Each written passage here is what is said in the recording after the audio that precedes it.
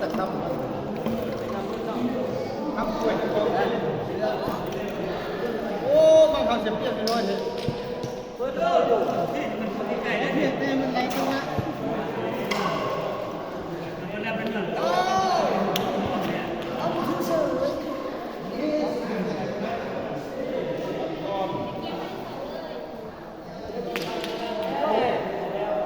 คนเก่าเนาะ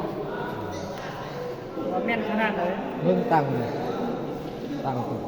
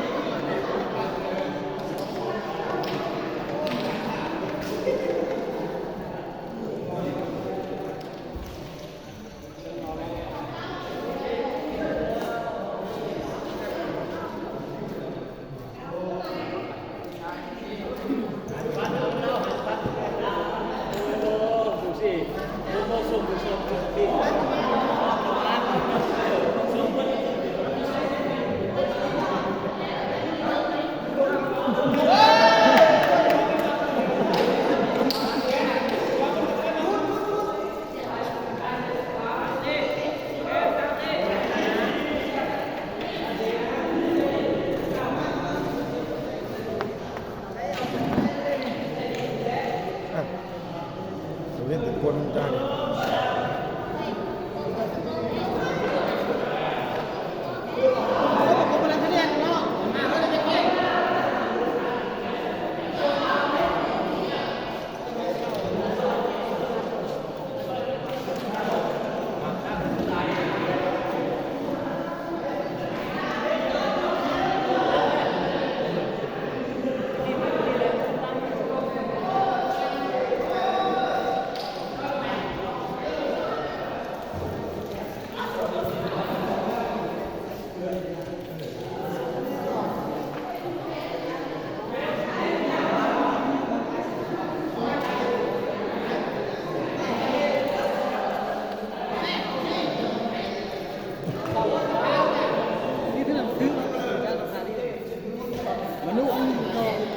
เตะบ้านมันจุดช่วงเลย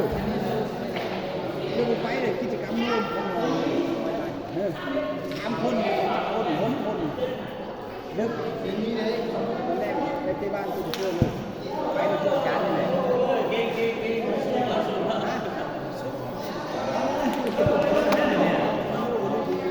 ตั้งเลยแกนตั้งเลย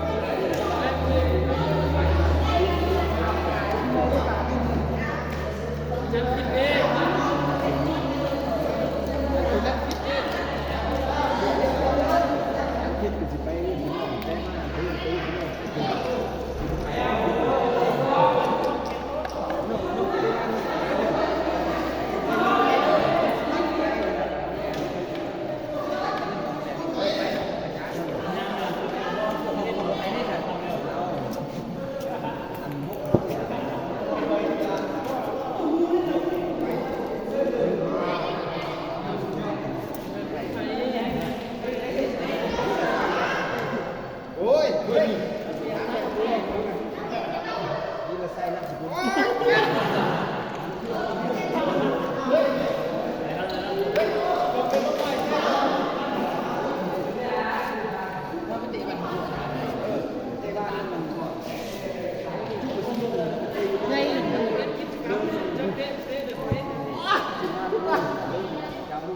ก็รู้จักซุปนะที่แห้งนะ ตอนแรก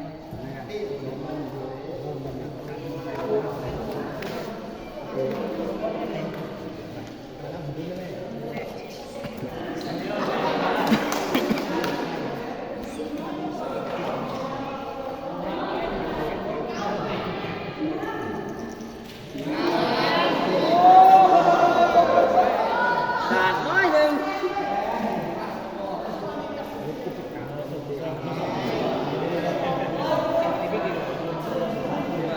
อย่าเจ้าหันเลยก่อนเพื่อเป็นเจิดเนี่ย คนจะเตะคนจะค่อยแม่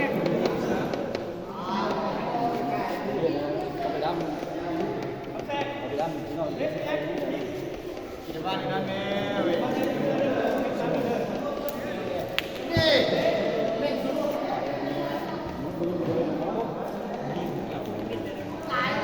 โอ้เรียนชื่อเลยนะเรียนชื่อเรียนคนง่ายนี่ไปช่วยลูกก็ลืมท่ากันนั่นแหละบ่เกี่ยวนั่นลูกชื่อท่าชื่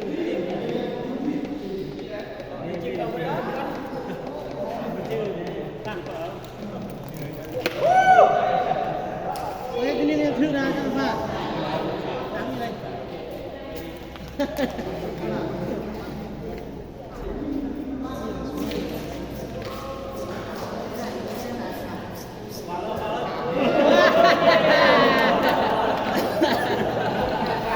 ตีนตาเนี่ยเฮ้ยไม่ได้มันตีนตาเนี่ย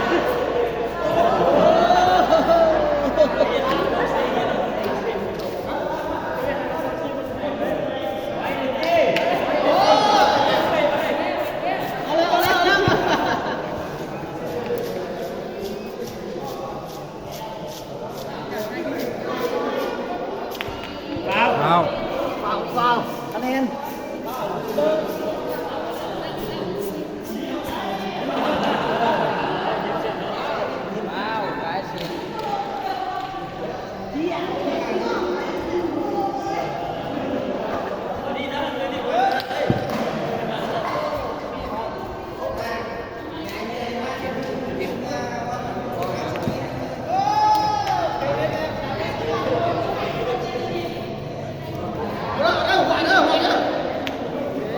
เอ้ย